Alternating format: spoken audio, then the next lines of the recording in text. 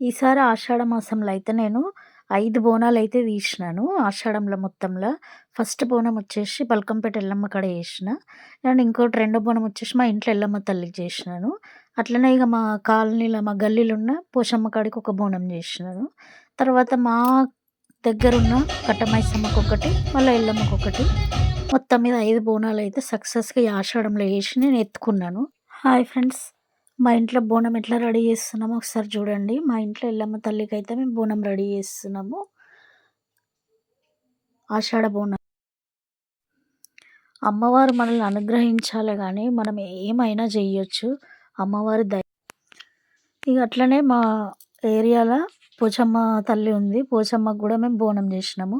ఎల్లమ్మకొకటి, పోచమ్మకొకటి 2 బోనాలు, 2 ఒడిబియ్యాలైతే ఏసినామనమాట.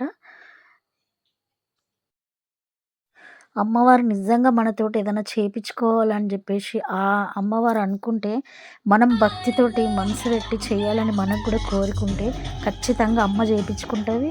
మనం గూడా ఎలాంటి ఆటంకాలు లేకున్నా, మనం అమ్మకి చే నిజంగా ఎలాంటి ఆటంకాలు లేకుండా, ఎలాంటి ఇబ్బందులు లేకుండా మనము మనసు పెట్టి చేస్తే తప్పకుండా అమ్మ మన మొక్కుని స్వీకరిస్తది.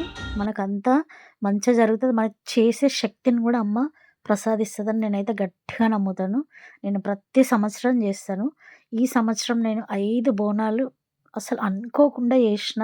నిజంగా నేను ఎట్లా జేషినో అసలు అమ్మ నన్ను అనుగ్రహించింది గాబట్టే నేను జేషినని నేను గర్వంగా చెప్పుకుంటున్నాను ఈ విషయం అయితే. బోనంలకైతే తెలిసిందే గదా! ఆల్మోస్ట్ తెలంగాణలోకైతే తెలుసు.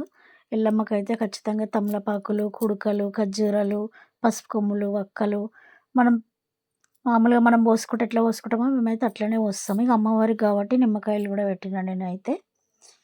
ఇట్లా బియ్యం అయితే నేను రెడీ చేసుకున్నాను. పోచమ్మకి తీసుకుపోయే బియ్యంలో అయితే తమలపాకులు వేయకుండా యాపాకులేస్తాం. ఇష్టం అది. ఇక నేనైతే అట్లా వేసుకుంటా అనమాట. ఎవరి ఇష్టం వాళ్ళది. ఇంక అమ్మవారికి గాజులు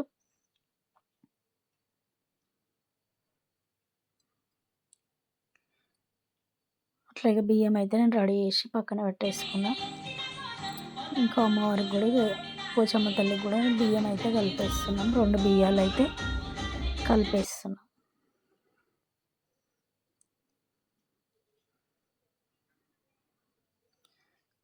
ఆ ఎల్లమ్మ తల్లికి కాబట్టి ఖచ్చితంగా టవల్ కూడా పెడతాం. 5 బోనాలతో పాటు 5 ఒడిబియ్యాలు కూడా నేను తీసుకుపోయినాను అమ్మవార్లకైతే. నేను ఇంట్లో ఫస్ట్ ఎల్లమ్మ కాడైతే తీసుకున్నాను. తీసుకొని మళ్ళీ పోచమ్మ గుడికైతే తీసుకుపోయినాననమాట. ఎల్లమ్మ కాడ తీసిందైతే నేను రికార్డ్ చేయలేకపోయినాను. ఇక పోచమ్మ గుడి కాడికి పోయిన వీడియో అయితే అప్లోడ్ చేసినా అనమాట. ఇక ఇది మా బోనాల వీడియో.